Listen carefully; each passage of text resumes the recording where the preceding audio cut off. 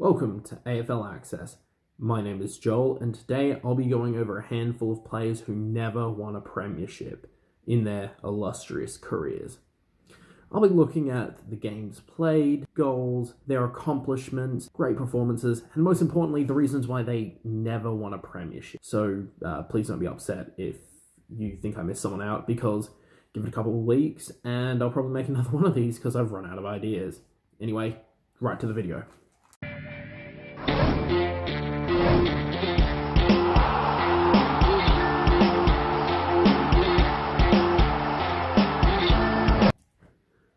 So, my inspiration for this video wasn't actually AFL related, it was related to the NHL. So I was inspired to do this video because of the retirement of a goaltender named Roberto Luongo, who is probably one of the better goaltenders in the past 20 years of the NHL, and he never won a Stanley Cup. Sports is cruel and unusual like that. In the AFL, there are no shortages of players who have played immaculately but never got over the hump and managed to win a premiership. And unlike in American sports, if a team wins a premiership, they don't get a medal. And that will be the major caveat in this video. If a team won a premiership in their time on the list, but the player didn't play, I'll make another list. So before the Crows fans tear me a new one for not putting Modra in, that is the only reason. I'll definitely make a video about Tony Modra in the future. Again, give it a couple weeks because I'll probably run out of ideas. Anyway, we'll get to the first player. The player on this list is Robert Harvey. He's a two-time Brownlow medalist, even more impressively back-to-back seasons in 97-98. Played 383 games over 20 years with the Saints. Averaged 25.2 disposals and kicked 215 goals. Was an 8-time All-Australian, 4-time Trevor Barker Award recipient, and the St Kilda Team of the Century. So the closest he managed to get to winning a premiership was the 1997 Grand Finals, which was won by the Adelaide Crows, obviously. So, Saints fans, you never forgive Adelaide for denying Robert Harvey, probably one of your best players and one of your best players of the past 25, 30 years.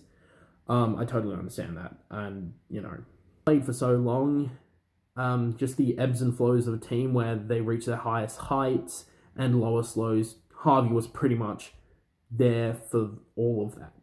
What's interesting about Robert Harvey, he retired in 2008 after the preliminary final against the Hawks, which the Hawks won, unfortunately. So, 383 games, was playing pretty consistently. A lot of people said he could have probably gone an extra season, reached 400, and that year St Kilda broke through and managed to at least reach the grand final.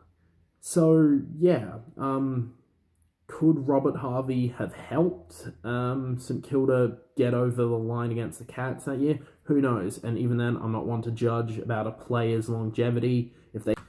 The next one might surprise you, and that is Nathan Buckley. He played 280 games and scored 284 goals for both Brisbane and Collingwood. He was a 7-time All-Australian, 6-time Copeland Trophy Award winner for pretty much best and fairest for the Pies, was the 2003 Brownlow medalist, the Norm Smith winner in the 2002 Grand Final, one of the very few players who have won the Norm Smith on the losing team, was the inaugural Rising Star winner, and the captain of the Pies from 1999 to 2007. He was also a part of the Magpies Team of the Century. I don't know if you'd count it, but he did win a premiership with the Pies when he was an assistant coach, so I don't know if that counts. Just for the sake of argument, it won't. So in his career, he started out at Brisbane for a couple of years before getting traded down to Collingwood. Early 2000s, they were pretty good, going into back-to-back finals against, unfortunately, the three-peat Lions, which is it's another common thing. Like, you find a lot of really good players make it to the make it to the grand final, and they just run into a dynasty, and it sucks. On a coaching front, well, now as a coach, he has seemed to have found a lot of success with the Magpies making the 2018 grand finals, and again, falling short. But I wouldn't say it's inevitable, but I do see Collingwood giving it another really good run at the finals this year. The player we're looking at is Gary Ablett Sr. Unlike his son, he never won a premiership, which is pretty tragic. He played 248 games, 7 games for the He played 248 games and scored 1,031 goals. He's a 5th all-time goal scorer, a 4-time All-Australian, 3-time Coleman medalist, 1-time Cargie Greaves medalist for Geelong Best and Fairest, he was also a Norm Smith medalist on the losing team, again, and one of only 4 players to do so alongside Nathan Buckley. 2-time Mark of the Year, and even more strangely, he played 7 games for Hawthorn at the start of his career in the early 80s. So, if you thought Hawthorn's dynasty in the 80s was just ridiculous with, Dunstall, Burton, and all those guys, imagine if they had Gablett. His first finals appearance was in 1989, which they lost to Essendon 7 years into his career, which is kind of crazy. You'll see this with another bloke on the list. That being said, Gary Ablett Sr. was not starved for opportunities. He played in 4 grand finals. However, he did win the Norm Smith in 1989 against the Hawks, in probably one of the best grand finals of all time. And now for a big one. You probably thought, how has he gone this long without mentioning Tony Lockett? He played 281 games for both St Kilda and Sydney. He's the all-time leading goal scorer with 1,360. He won the 1987 Brownlow medalist, 4-time Coleman medalist, 5-time All-Australian, 2-time Trevor Barker medalist, and 1-time Bob Skilton medalist. So, in a lot of other sports, like the highest scorer of all time, like you see in hockey, you have Gretzky, who won 4 cups, Michael Jordan, 6 rings, Tony Lockett, none. And when I started to look back through the seasons after he debuted, in St Kilda, for the most part, it seemed like they didn't have the team around him.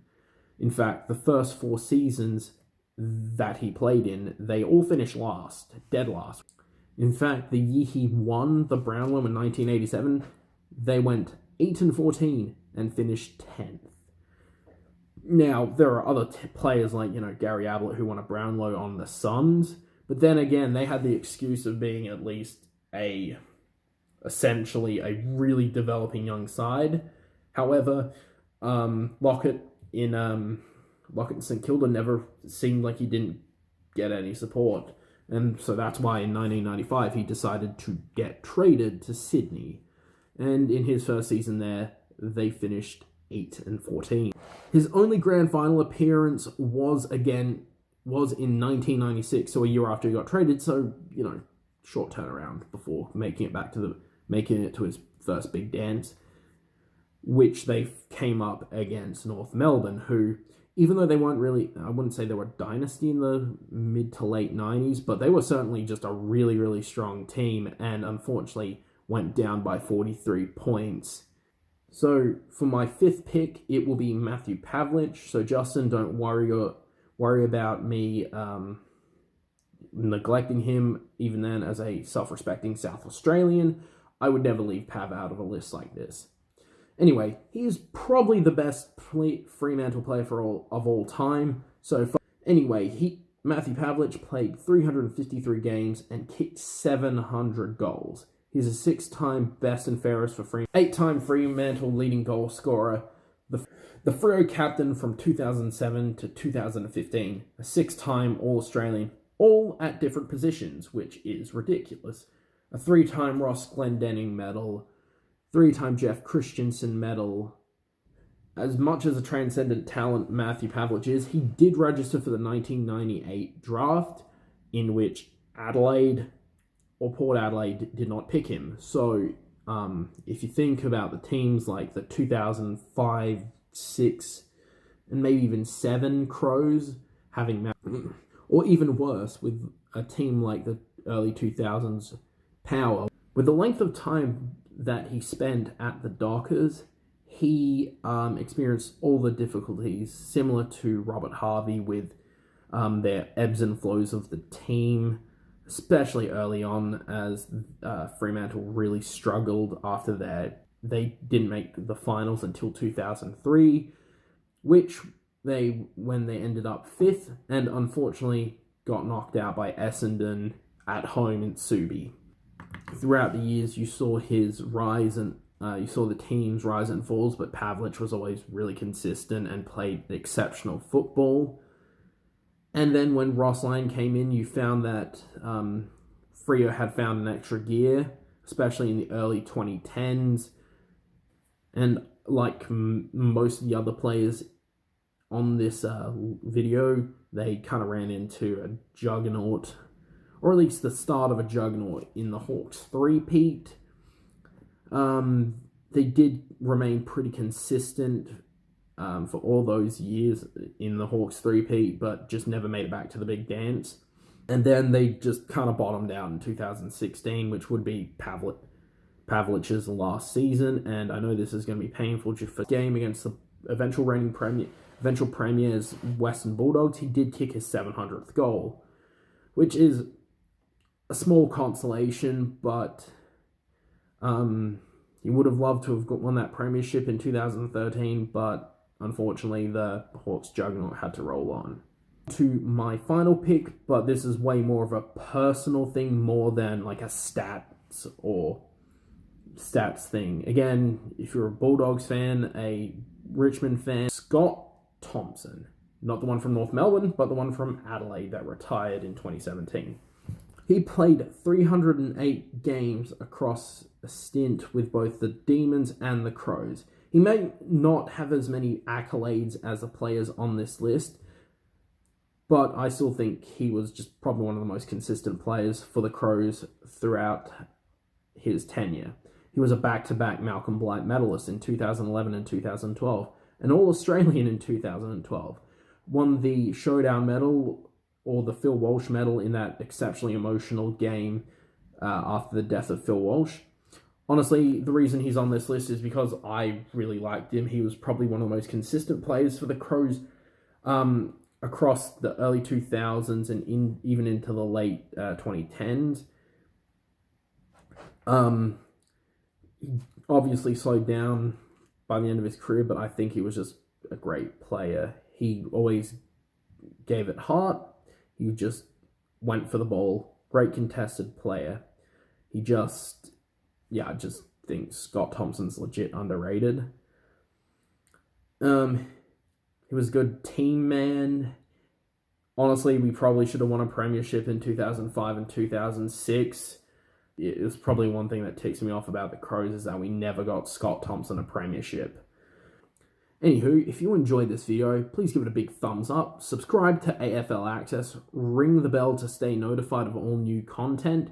If you want to discuss football and hear all of our wild opinions of games going on, please join our Discord. Link will be in the description below. This has been your AFL Access.